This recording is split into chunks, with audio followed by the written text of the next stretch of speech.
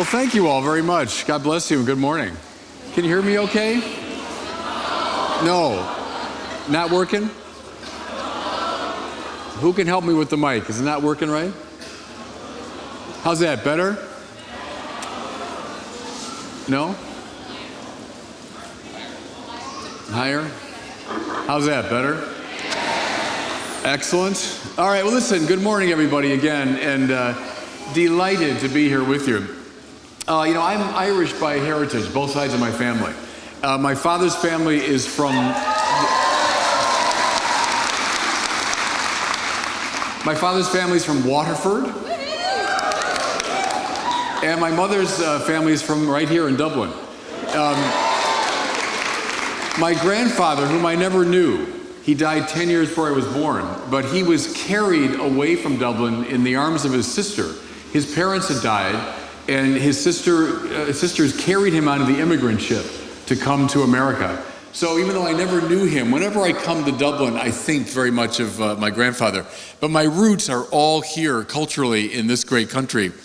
You know, some of you might have seen my Catholicism series, where we... Thank you. And we filmed, of course, all over the world. We filmed in Africa, in India, other parts of Asia, and so on. And finally, we came here to Ireland, and we filmed in a number of places. And the cameraman, John Cummings, we were filming, I think, in Glendalough. And he said, "You know, Father, it's the first time you've seemed completely natural on camera. Like, this face didn't look right in the Middle East and Africa, but somehow it looked right in Ireland." So delighted to be here, and also delighted to be talking to you about chapters 7, 8, and 9 of Amoris Laetitia. That was assigned to me as the talk, and I was very grateful to get that assignment because, as you know, everyone and his brother and sister has talked about chapter 8 of Amoris Laetitia because of all the controversy. And the result of that is we often overlook these very interesting, very helpful parts of the letter. And especially chapter 7, as I reread the whole thing, I found very powerful. So I'm going to focus on 7 and 9 with maybe just a word or two about chapter 8. But in 7, we have this wonderful reflection on formation in the moral and spiritual life. And chapter 9, we have a beautiful reflection on the spirituality of the family. So that's going to be my focus in the talk today.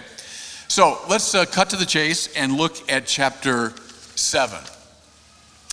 I think what appears, everybody, in chapter 7 is that Pope Francis is very much in a tradition that goes back to St. Thomas Aquinas and before him to Aristotle. And what I mean is the tradition of a virtue ethics as opposed to a rules ethics. Now, don't get me wrong. There are rules in the moral life. There are certain acts that our tradition recognizes as intrinsically wrong. And so there are clear rules against them. The direct taking of an innocent life, therefore abortion. Slavery, for example, is intrinsically evil, etc. But the Pope's point, it seems to me, throughout this letter is, if we present the moral life simply in terms of rules and prohibitions, we're presenting a very impoverished account of the moral life. He prefers, as I say, the Thomistic and Aristotelian virtue ethic approach. Now, what does that mean? It means that moral formation is finally about the inculcation of virtue. What's a virtue but an inner and consistent disposition toward the good? An inner and consistent disposition toward the good. How do we get virtue in us? Again, go right through St. Thomas back to Aristotle, through habit. Listen to the Pope's line here. Without the conscious, free, and valued repetition of certain patterns of good behavior, moral education does not take place. How do we become better people? By having virtue in us. How do we get virtue? Through repeated habit. So that's the tradition that he's standing in. And see, bottom line for Pope Francis, the family is the place par excellence of formation in virtue. And there's chapter 7 in a nutshell. Now, I mentioned this virtue ethics tradition couple names come right to mind. One is Alistair McIntyre. A second one, there's McIntyre's one fan or family member over there. I'm glad you're here. Let's see if Stanley Hauerwas has any family members here, because he's the second name I want to mention. These are two great figures in the virtue ethics tradition today. And I'll say a word about Hauerwas, because Hauerwas is from Texas. Any Texans? All right, Texas. And his dad was a bricklayer. And so as a kid, Stanley Hauerwas learned the sort of art and technique of bricklaying. And he compares learning the moral life to learning how to lay bricks. How did it happen? Well, not just through a set of rules, but rather through a daily and steady practice, through trial and error, through watching the work of great bricklayers, through being corrected when he did something wrong. In this long, steady process, he internalized the virtues of being a bricklayer and thereby was able to do it well. So Hauerwas says, and Pope Francis is right in that tradition, that's how we tend to learn the moral life. Listen now, again, here's a quote from Francis. How do we become virtuous? Listen. Through ideas, incentives, practical applications, stimuli, rewards, examples, models, symbols, reflections, dialogue, and a constant rethinking of our way of doing things. Now see, what's cool about that, the reason I read it that way, is it's this compilation of different ideas and methods and practices that place the virtuous life in us. It is not simply a matter of learning a few abstract rules. See, that's the point. It's a lived thing. You know, now this won't make sense here in Ireland, but when I was a kid, my game was baseball. Yay, baseball players. Huh? Here I'm sure it'd be football or hurling or something right in Ireland. But how did I learn to be a baseball player? Oh, good, you know the symbol for baseball. Very good. I just saw that. She's good. She's good.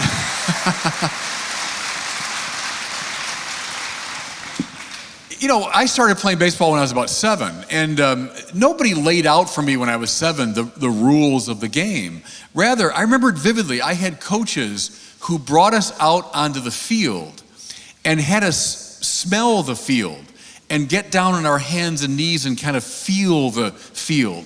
And then through a series of practices, they put the moves of baseball in our bodies, right? So all the different rehearsals that you go through. Now, in the course of many years then of practice and play, I began to internalize the rules of baseball, and I became a baseball player. Now, having played for a long time, I also learned the rules of baseball. They emerged rather naturally out of the playing of the game. But the heart of the matter was not the rules. It was the habituation that led to virtue. Now, here's a very important connection, and Francis makes it clearly in chapter 7. It's virtue that makes us free. It's virtue that makes us free. And I know that seems counterintuitive. You think, no, I mean, virtue is freedom is I do what I want. Don't tell me what to do. I don't like laws. I don't like restrictions. No, but think about this. When the virtues of a game, like baseball or football or hurling or something, when those virtues are placed in you, then you can play the game freely. You can do what the game demands. You can respond to the ever-shifting demands of the game. It's when you don't have the virtue of the game in you that you're stymied, you're stuck, you can't play. Golf, of course, everyone loves golf in Ireland. And I love golf. I'm lousy at it though. Now, why am I lousy at golf? Because despite, trust me, 30 some years of effort, I have not inculcated the virtues of golf in my body and my mind and my hands, right? And so when I'm faced with a difficult shot, I don't have the virtue that enables me to respond freely. But Rory McIlroy does. Do I get a cheer for Rory? I thought I'd get a bigger cheer in Ireland. Graham McDonald does. No Graham McDonald. All right. But see, the point is, when you're learning golf, talk about habituation and talk about rules and demands. But see, once they're internalized, now you can soar. Now you can play. Freedom is not opposed to virtue. Freedom is the result of virtue. Does that make sense? Listen now to Pope Francis. The virtuous life thus builds, strengthens, and shapes freedom, lest we become slaves of dehumanizing and antisocial inclinations. Just that first part though, listen again. The virtuous life builds, strengthens, and shapes freedom. Now, I know everybody, we're all, Westerners, we're all moderns, and that runs counter to our intuitions. No, freedom is let me be me, let me do what I want. I don't want laws, rules, and habituation, and virtue, and restriction. I live the way I want. See, but that makes you a slave. That's the biblical idea. Mind you, St. Paul can say, it is for freedom that Christ has set us free. And I am a slave of Christ Jesus. I see, on our terms, that doesn't make a lick of sense. If you're anybody's slave, you're not free. But Paul knows, when you can say it's no longer I who live, but Christ who lives in me, now you're free. Now you're free to be the person that you want to be, are meant to be. That's the Pope's point here, very much in chapter 7. Now, where does all this happen? So Hauerwas learned bricklaying from bricklaying masters. McIlroy learned golf from his teachers and so on. I learned baseball from my coaches. Where does moral formation happen? The family. That's the Pope's point.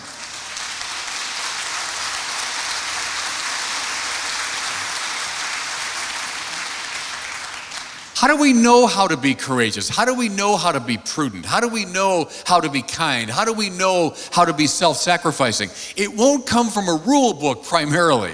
It'll come from a steady, day-to-day habituation in virtue led by the parents in a family, fostered by siblings within a family. In this, and here's the language he uses, in this school of virtue, we find our moral and spiritual education. That's the point he's making. Now, is all of this positive and happy? Absolutely not. Now, why? Because learning any craft or any sport or any excellence involves a lot of correction, doesn't it? I mean, the years I was learning baseball, the number of times I was corrected by my coaches, how to hold the bat, how to swing, how to field, how to position myself. Think of a golfer like Rory McIlroy. How many times as a kid he was cautioned and changed and affected and corrected? Any musicians in the crowd will appreciate this. The great conductor, Arturo Toscanini. I read an account by one of his orchestra members who was not playing according to the time that Toscanini was giving. So the maestro came down from the podium and with his little baton, and he tapped the time on his head. 1, 2, 3. And the player, this great classical musician, said he always can feel the tap, tap, tap of Toscanini whenever he plays, So the Pope says, in the moral life, lots of correction is needed. I like this. Children who are lovingly corrected feel cared for. They perceive that they are individuals whose potential is recognized. So there's no room in Francis's vision for a kind of just nicey, everything's fine, don't worry about it. No, on the contrary. Parents that don't correct, that don't give direction, are not going to produce virtuous children. I love this too. He doesn't like our society today in the measure, I'm quoting again, that it tends to indulge children too much so that everything revolves around the child's desires. Now, think of this not as just like, hey, I'm going to be tough on the kids. It's, if my desire becomes the criterion, I'm never going to achieve excellence in any area. I don't want to play baseball that way. Well, I don't care. That's the wrong way to play, you know. Oh, no, but I'd like to do it this way. Who cares? So if we simply indulge our natural desires, we're not going to come to any sort of moral excellence. And so the Pope wants us correcting, when appropriate, in this school of virtues. How about this? Again, I'm quoting him. Whenever I'm doing this, by the way, because the light is hitting the page this way, I'm quoting from the Pope. Such children will grow up with a sense of their rights, but not their responsibilities. And that's a good way to sum it up, right? We're very big on rights.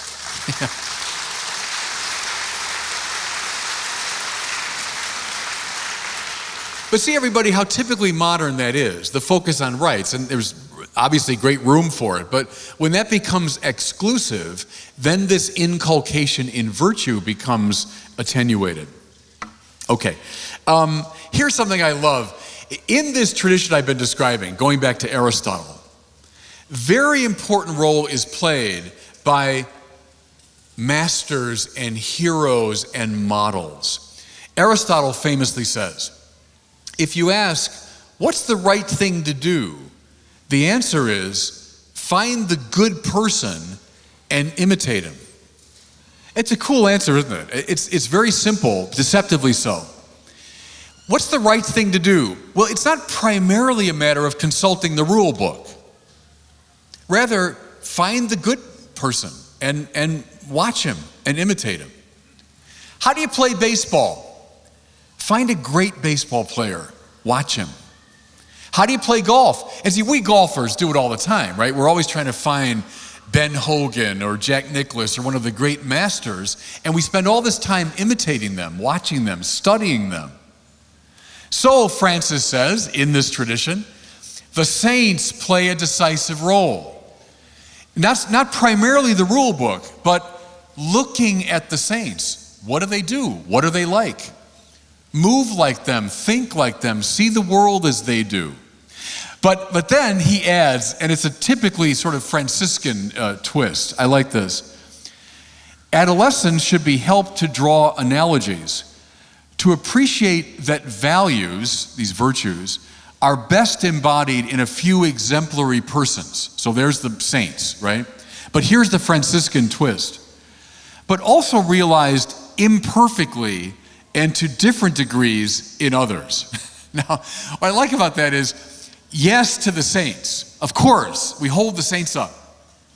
But sometimes the saints can be a little bit overbearing or it's too much, or I mean, how could I live that way? And so how about other figures who might not be completely heroic, maybe flawed in some way, but they still embody something of the life of virtue? And I mean, when I read that, I couldn't help but think of Graham Greene. Think of the power and the glory. And the hero of that story is the famous whiskey priest, right, in Mexico, who's a deeply flawed, compromised character, but yet who does show forth very powerfully a life of virtue. Or even think of one of my favorite novels in the 20th century, Brideshead Revisited by Evelyn Waugh. Thank you. Waugh's one fan is here too. All right. Think of Sebastian in that story. Talk about a compromised figure, a deeply problematic figure, but yet, by the end of that book, deeply flawed Sebastian is also, in his own way, a model of the Christian life. Good, the saints, and even some of these more compromised figures can be exemplars in the life of virtue. Okay, let me just cut now to the last part of this first section of chapter 7. Paragraph 274, we find this. The family is the first school of human values, where we learn the wise use of freedom. That's meant to be a one-line summary of everything I've said so far. Paragraph 274. The family is the first school of human values where we learn the wise use of freedom. Do you see, everybody, if the family breaks down, and it is in trouble, certainly all over the Western world, if the family breaks down, the prime school of virtue breaks down. And if that breaks down, then we're in trouble as a society. Do you see, too, now why Catholic social teaching has always said the family is the building block of the society? That's why. It's a school of virtue and of the wise use of freedom. Super important point. Okay, the second major section in chapter 7, I want to spend a little time with, is about communication technology. Now, I realize that people think of me sometimes as the tech bishop, or I'm the new social media bishop, and I've got my iPhone with me. We have cameras over here and so on. Is all this good? Of course it is. I mean, who of us would just throw these things away? These things are marvelous, you know. I think last night when our team got here, we went down to St. Stephen's Green and Grafton Street, and we just had to find our way. And they gave us one of those maps at the hotel, but then one of my team members said, "We can't go walk around with a map. We'll look like complete nerds, you know." So, as though it made us less nerdy, we all took out our machines, and you know, I got my map out, and we made it effortlessly from the hotel to St. Stephen's Green and over to the Grafton Street and all that. Great. And then, you know, the ways that we can communicate with all these media, it's a miracle. It's a miracle of grace. St. Paul to Fulton Sheen, they would have given their right arms for this kind of technology, right? But the Pope is also, like a lot of thoughtful people today, critical of dimensions of it. And I'll just say a few words about it. He does so, and I find this really interesting, under the rubric of the virtue of hope. You say, hope? What is he talking about? The very best things in life, Francis says, come after a time of waiting. They're not usually just given to us, but we have to learn to accept a certain delayed gratification. We have to be patient. Think of all of the exhortations in the scripture about patience, right? Waiting upon the Lord. Blessed are those who wait for the Lord, who are patient in their expectation. Well, what do these things do to us? And it happened last night. St. Stephen's Green, where's that? Hang on. Oh, it's right over there. Let's go. Who starred in that movie from 1945? I'll find out. I'll ask Mr. Google. Okay. Oh, I know who it was. Is these things, and look, we're all addicted to them. I'm guilty. I'm addicted to them. They give us the illusion, don't they, of instant gratification.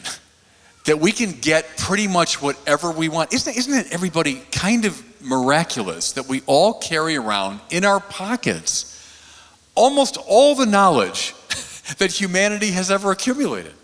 I mean, it's staggering. When I was a kid, if you had told us that, we would never believe it. I can look up the whole Summa of St. Thomas on this thing. I call up Dante's Divine Comedy. I could get the collected works of Aristotle right now on this goofy machine. Especially if you grow up with these things, they give you, he says, this illusion of instant gratification. From the standpoint of virtue, that's a problem. Because now, in regard to the deepest and most important things, we become very, very impatient. I like this now from the Pope. In our own day, dominated by stress and rapid technological advances, one of the most important tasks of families is to provide an education in hope. So, one of the theological virtues is hope. The family is a school of virtue. One of the most important ones is this virtue of hope. That's part of our job. How about this now? The new technology, the Pope is afraid, is undermining our capacity for real socialization. Here I'm quoting.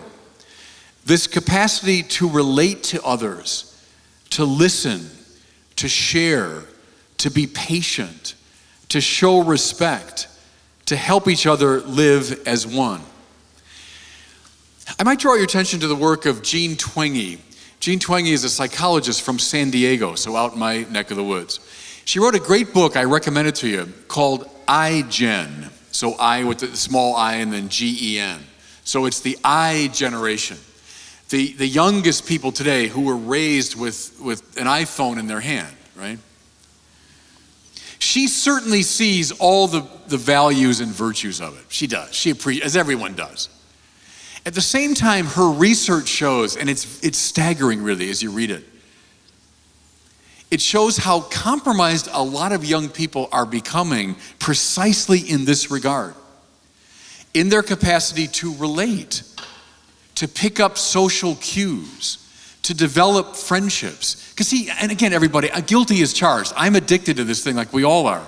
Look what it does to us. And you see it whenever you see photographs of people with these things, how it focuses in sort of in our little tiny world.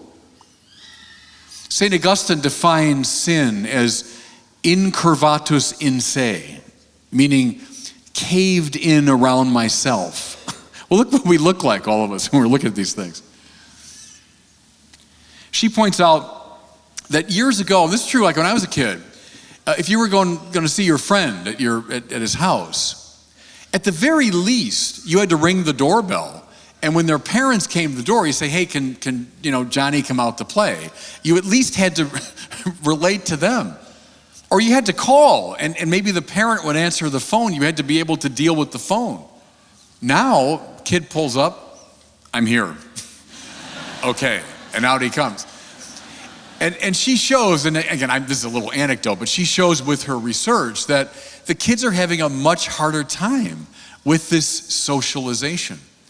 She also demonstrates, and I found this very intriguing and disturbing, that kids are tending to grow up more slowly. They tend to stay in a more adolescent world longer. And part of that, she speculates, is because of this uncomfortability with greater socialization. Well, the Pope, it seems to me, is very concerned about this too. Here's another quote. Granting all the values, as the Pope does, still it's clear that these media cannot replace the need for more personal and direct dialogue, which requires physical presence, or at least hearing the voice of the other person. I should say, right? I mean, if we lose that, we're losing an awful lot. And then he concludes with this image, which we've all seen it, is a family sitting around the table, like at a restaurant, but every family member on his or her own device. Probably texting each other, pass the salt. There's the problem, and I think families as schools of virtue have to be attuned to this. Just one more quote, and it's from the very beginning of chapter 7, but it fits here. Listen, parents need to consider what they want their children to be exposed to, and this means being concerned about who is providing their entertainment, who's entering their rooms through television and electronic devices, and with whom they're spending their free time. That's good old-fashioned parental advice, isn't it? What's coming through people's minds and hearts through these devices? Okay. So that's a little quick romp through, one more little section in chapter 7. An important one. So the family's a school of virtue. We've now heard about the virtue of hope and how it is standing athwart some of this technology today. The third major section, he talks about education in sexuality. Paragraph 280, he broaches this sensitive topic for the first time. He says that sex education was clearly called for by Vatican II, which is true. And that we should certainly use, the Pope says, all of the psychological and biological and didactic sciences to help us understand sexuality. Absolutely. Right? Gratia supponent natura. Grace builds on nature. So we should use all of the natural sciences we have to understand the phenomenon of human sexuality. Great. But then he adds, but the proper moral training in sexuality has to go beyond those and include primarily a training in love. Now, I know there's that word, love, which is just problematic in English because it's kind of unnuanced. What's love? I go back to St. Thomas Aquinas, my hero. To love is to will the good of the other. Nice, isn't it? Simple, clear, bracing. To love is not a feeling, not a sentiment, nor is it loving myself through another. Do you know what I mean? So I'll be nice to you that you might be nice to me. That's not love. That's just sort of indirect selfishness. To love is to break out of the black hole of my self-regard that draws everything into itself and really to want what's good for the other. That's everything, Christians. That's the whole spiritual life. By this they will know that you are my disciples, that you love one another. Love is the height of the mystical life. And so, like everything else in life, sexuality needs to be brought under the aegis of love. What's the purpose of human sexuality? Ultimately, to will the good of the other. Now, do we have a fight on our hands in regard to this? Absolutely. Because almost everything in the culture militates against it. Sex for pleasure, sex for me, sex as a contact sport, you know. No, sex is under the aegis of the willing of the good of the other. It's meant to lead us to self-offering and self-gift. Where do we learn this? The Pope says in the family, the school of virtue. That's how we learn the meaning of sexuality. The problem is, kids, all of us, but especially our young kids, are learning from the culture the exact opposite all the time. And if the family is no longer a school of virtue, this indispensable lesson is not going to be learned. That's, point number one. I love this, by the way. This is one of my favorite quotes from Amoris Laetitia. The Pope is talking about the virtue of modesty. And you say, oh, modesty, how sweet, how prim, how Victorian, modesty. Who thinks modesty is a good thing today, you know? But listen to the way the Pope characterizes it. Modesty is the natural means whereby we defend our personal privacy and prevent ourselves from being turned into objects to be used. Isn't that good? It's not a prim little Victorian hang-up. It's someone's way of seizing real power, self-control, because I'm not going to be turned into an object of your desire. The purpose of sexuality is not objectification and use of the other, but rather of self-gift. I love that we teach our kids modesty as a path of empowerment, if I can use our jargon today. That's really good, I think. And then this, the Pope bemoans the fact that so often today when we talk about sexuality, it's in terms of protection and safe sex. And he said, the first problem is it tends to see children as this threat from which we have to be protected. You know, keep me safe from the threat of children. But then also, safe sex, that I have to be safe in my own space and that nothing untoward or unexpected will ever happen. And the Pope says, come on, your life is not about you, but rather this surrender to God's providential purposes. And this has to do with sexuality as much as any other area of life. And if we see it under the rubric of protection and safety, then we're never going to enter into the adventure of the moral life. Does that make sense? But see, so much of our modern sensibility is predicated upon the protection of one's individuality. But the moral life, the life of real virtue, is about adventure, the adventure of love, of moving outside of one's own ego. So the Pope bemoans that language of protection and safety above all.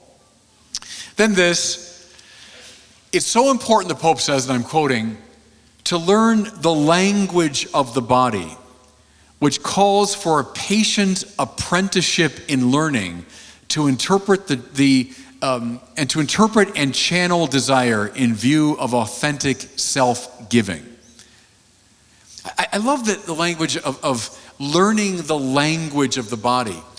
This means what the psychological sciences can teach us, etc.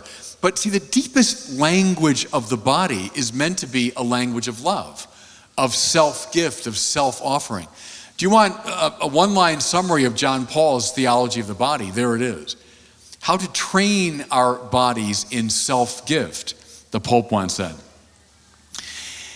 And it's in this context of sexuality that the Pope says some of his strongest things about what I would call a culture of self-invention, and he often calls a culture of neo-Gnosticism. Now let me just unpack that a little bit. It is a commonplace now in most of Western culture that we are entitled to invent ourselves. Now, trace the roots all the way back to the Middle Ages in some cases, but coming up through people like Friedrich Nietzsche in the 19th century, someone like Jean-Paul Sartre in the 20th century, Michel Foucault in more recent years. But this view is now, I think, in the minds of almost every high school student in America. Namely, I define myself. Through my freedom, I determine the person I'm going to be. I even determine the values that will govern my life. Who are you to tell me what to do? Who are you to tell me what to think? I decide that. Look, by the way, 1992, U.S. Supreme Court, decision called Casey versus Planned Parenthood. And in that statement of the U.S. Supreme Court, we find this, I think, still breathtaking language, that it belongs to the essence of liberty to determine the meaning of one's own life, of the universe, and of existence. That's the language of the U.S. Supreme Court. My freedom determines everything, what everything means. That's the path, everybody. That's the path to deep unhappiness. Let me tell you, it's exactly like a kid being handed a golf club and told, swing any way you want, off you go. How's that going to work out? No. The path to real freedom is not exercising my prerogatives, but internalizing these great virtues by which an authentic freedom emerges. Well, the Pope is onto this problem. Does he get it? Listen to this. Thinking that we enjoy absolute power over our own bodies turns often subtly into thinking that we enjoy absolute power over creation. That's it. It's exactly what I'm saying. Oh, my freedom determines the meaning of existence. Oh, that's all. That's all I can do is determine the meaning of everything. Come on. Listen to this now. If you think that was just a sort of one-off statement, these are from other parts of Amoris Laetitia. An appreciation of our body as male or female is also necessary for our self-awareness in an encounter with others different from ourselves. The Pope rails against a gender ideology common now in much of the West, that I can determine even my own gender. We don't have that kind of freedom, the Pope says.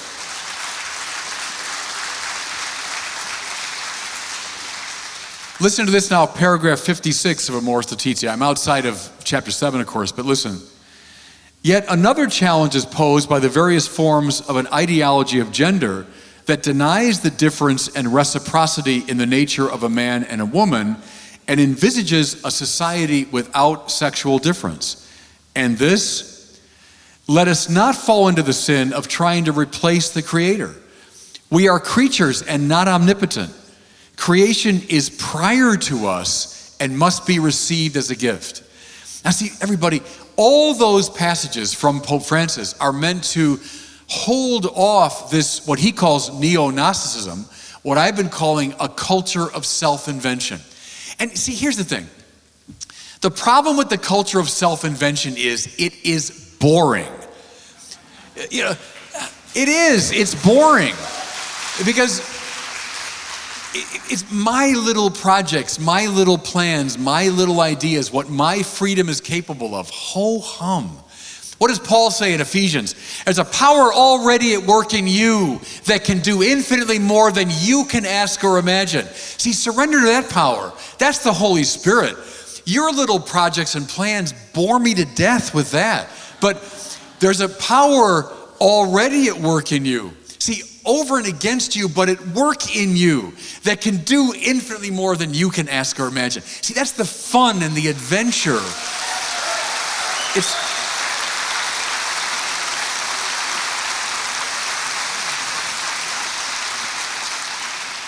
on behalf of Pope Francis, thank you for that applause. No, but that's the thing. I don't think it's like, freedom versus oppressive law. That's the wrong distinction. It's boring versus exciting, I think. When you surrender to these great objective values and allow them to condition you, now you're really going, Okay, you know what? As I'm running out of time a little bit, I'm gonna not out of cowardice, I'm gonna skip chapter 8 altogether, I think, because, but yeah, oh no, give us chapter 8, please. How about I'll say a couple words about it. Because they want me out of here by 11. So, no.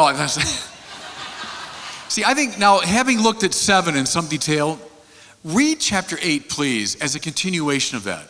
In other words, it's about formation in the moral life.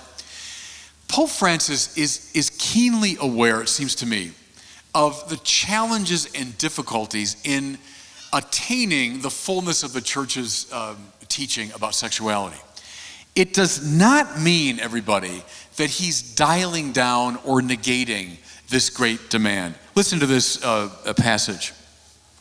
Christian marriage is fully realized in the union between a man and a woman who give themselves to each other in a free, faithful, and exclusive love and belong to each other until death and are open to the transmission of life. Well,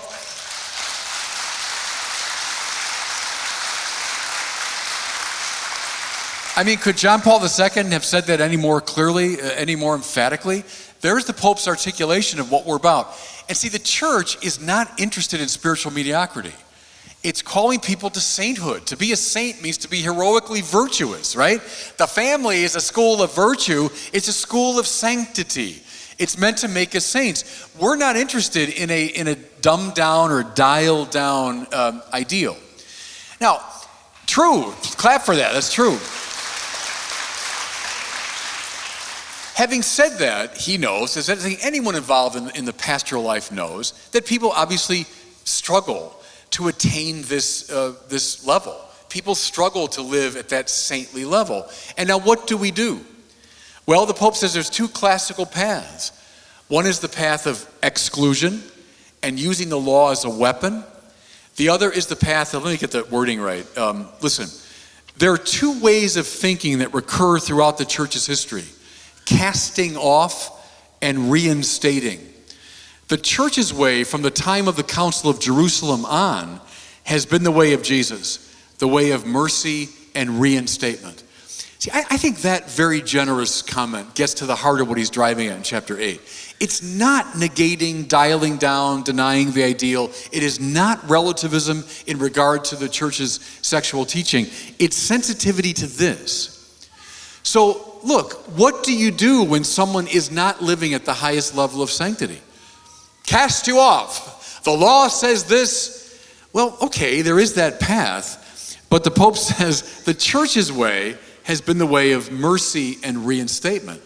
I think that's what he's interested in chapter 8, is our pastoral sensitivity to those in these varying situations. So that's my very quick word. I have more I wanted to say about it. But I just frankly don't think the way this thing was characterized from the beginning has been helpful as a battle between, an absolutism and a relativism. I just don't think that's right. I'll say this from my own pastoral experience. I taught in the seminary for many years. I was rector of Mundelein Seminary near Chicago. And I love the John Paul II generation. A lot of the kids that I taught for many years were inspired by John Paul II. They came to the seminary because of his heroic ideal. And he's my hero.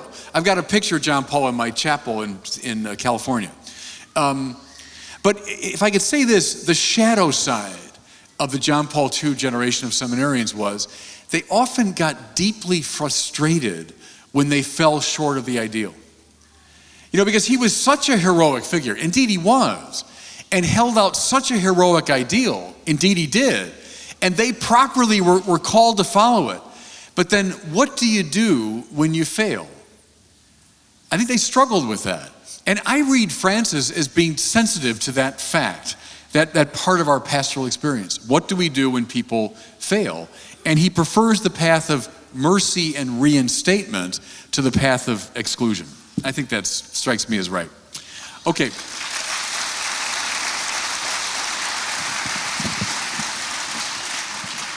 How about I'll do one quick thing on chapter 9, which I love. It's very brief. It's the final chapter of Amoris Laetitia, and it's on a spirituality of marriage and the family. He first comments how Vatican II called us to a lay spirituality. So prior to the council, we tended to associate spirituality with the clerical state. And Vatican II, of course, the universal call to holiness. Everyone's called to be holy. And so there should be a spirituality that comes up out of the life of the laity. Good, and the Pope affirms that. Especially a spirituality of married life and family life. So quite right. Here's the line that I think is the interpretive key to chapter 9. Listen. Today we add that the Trinity is present in the temple of marital communion. Again, today we can add that the Trinity is present in the temple of marital communion. That idea of the temple, and I've developed it in a lot of my writing and speaking, is such a pregnant idea. The temple in ancient Israel was the place of right praise, right? There, all the tribes of the Lord go up. They go up to worship the Lord, to engage in adoration. And that word, Pope Benedict taught us a long time ago, ad oratio in Latin. Ad ora means mouth to mouth, right? Ad ora, to the mouth of. To adore is to be aligned unto God. All of our powers aligned unto God, working according to God's will and purpose. Worship, that's from an older English word, worthship, right? What's of highest worth to you?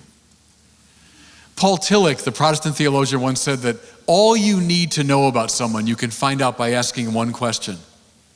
What do you worship? That's dead right, I think. In other words, what's of highest value to you?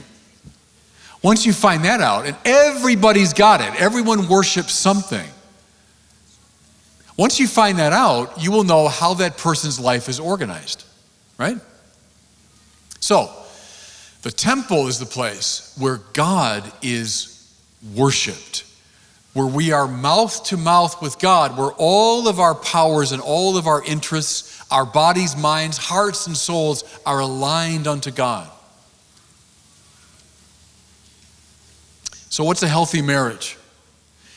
A healthy marriage is a marriage that's like a temple, that's like a place of right praise, where everybody in the family, now listen, this maybe is the most important point in the whole letter. Everybody in the family is looking not to him or herself, even not to others in the family, but are together looking to God. Does that make sense? Where everyone in the family is now a little community of worship, looking together to God. Now, some might be old enough to remember the work of Fulton Sheen, the great American preacher. Yay. Do you remember, my parents had this book. I remember as a little kid looking at it. It was called 3 to Get Married, remember? And the idea was you need the bride, you need the groom, and you need God. And Sheen was playing with a very old idea, also from Aristotle. He was a smart guy, Aristotle, called the transcendent third. So Aristotle said that a friendship will endure only in the measure that the two friends fall in love not just with each other, but together with a transcendent third, right? When together they fall in love with truth, or with their country, or with God, only then will the friendship really endure. If we say, as we often do today, that, oh no, it's the two friends or the husband and wife or whatever, they fall in love with each other, that can devolve rather rapidly into a shared egotism. No. When together they fall in love with God, now their family, now their relationship will be powerful, right? Here's the Pope's way of putting it. Listen to this now from paragraph 230. There comes a point where a couple's love attains the height of freedom and becomes the basis of a healthy autonomy. Now listen, this happens when each spouse realizes that the other is not his or her own, but has a much more important master, the one Lord. Man, is that good. Listen, let me read that second part again. This happens when each spouse realizes that the other is not his or her own. So you're mine, I love you, you belong to me. No. But has a much more important master, the one Lord. Together, we are adoring the one Lord. Together, we worship God. In that, our family and our relationship becomes like a temple. And then it becomes really enduring. Then it's really powerful and strong. Do you remember, I'll close with this. Do you remember, the Bible, are there family values in the Bible? Well, yeah, but they're often surprising to us because we tend to sentimentalize that language. Story of Hannah, remember? Hannah can't have children. She begs the Lord at Shiloh. She weeps and she begs. And finally she's given Samuel. What does she do? This child whom she loved, she longed for, she begged the Lord for. Once she had weaned him, she brings him back to the temple and surrenders him to the Lord's service. Was it her relationship to him, undoubtedly of extraordinary sentimental value? Was that the most important? It was his relationship to the Lord that mattered the most. What's the key to a healthy marriage? Together fall in love with God. What's the key to a healthy family? That all of us together fall in love with God. See, then we're going to find, the Pope says, an authentic autonomy, an authentic freedom. Then that family will indeed become a school of virtue and indeed become the building block of the wider society. I think, friends, it's an extremely important letter. Sad in a way that we got so focused on a little part of it. The inculcation of the virtues that makes the family a school of virtue. I can't think of anything more important in the life of our society and church today. Listen, God bless you. Thanks for listening.